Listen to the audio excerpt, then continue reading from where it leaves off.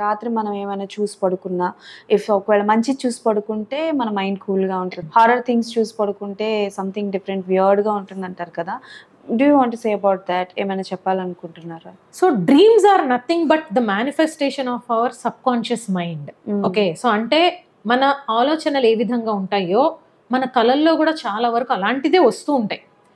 అందులో మనం కొత్తగా చెప్పుకునేది ఏం లేదు. అందరు ఎక్స్పీరియన్స్ అయ్యే ఉంటాం, ఒకసారి కాకపోతే ఒకసారి. సో ఎప్పుడు కూడా అందుకనే positive thinking and mindfulness practice చేయమని చెప్తూ ఉంటారు. నెగిటివ్గా ఆలోచించే కొద్దీ మన ఆలోచనలు మన యాక్షన్స్ రూపం దాలుస్తాయి. మనం ఏదైతే చేస్తూ ఉంటామో చుట్టూతో అలాంటివే జరుగుతూ ఉంటాయి మనకి. So negative thinking, horror movies ఇలాంటివి చూసినప్పుడు మనలో తెలియకుండానే ఒక నెగిటివిటీ పెరుగుతుంది. సో సబ్ కాన్షియస్ మైండ్ అయినా అదే ఆలోచిస్తూ ఉంటుంది. సో డ్రీమ్స్లో కూడా అవే వస్తాయి. డైలీ రొటీన్లో కూడా మనలో తెలియని ఒక శాడిజం పెరుగుతుంది. పక్కన వాళ్ళని ఇబ్బంది కలిగించడం, వాళ్ళు రిటర్న్లో మనకి ఇబ్బంది కలిగించడం. సో అట్మాస్ఫియర్ అంతా కూడా ఒక నెగిటివ్గా అయిపోతుంది.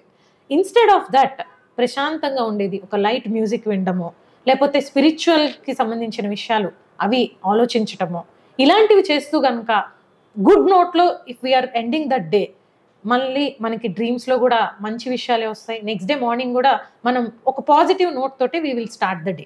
చాలామంది ఏంటంటే లేట్ నైట్ వర్క్ చేసి ఒక 2 o'clock 3 o'clockకి పడుకుంటారు. But they want to go for gym or morning work for weight లాస్కి అని చెప్పేసి అర్లీ మార్నింగ్ ఒక 5కి ఆర్ ఎల్స్ ఒక 6కి లేచి వెళ్తూ ఉంటారు.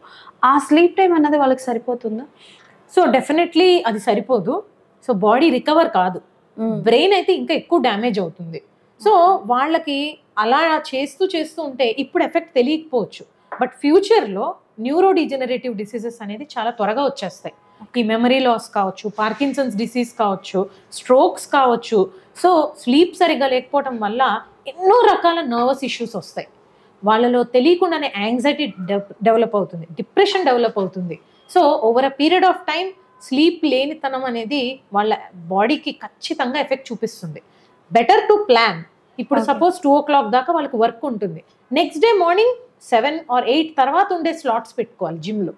అట్లీస్ట్ ఒక 6 hours అన్న మంచిగా పడుకొని దెన్ రిఫ్రెష్ అయ్యి వాళ్ళు కనుక జిమ్కి వెళ్తే అది better. Hi everyone, Nenu mi Vedika. Please subscribe to Volgo Health. Don't forget.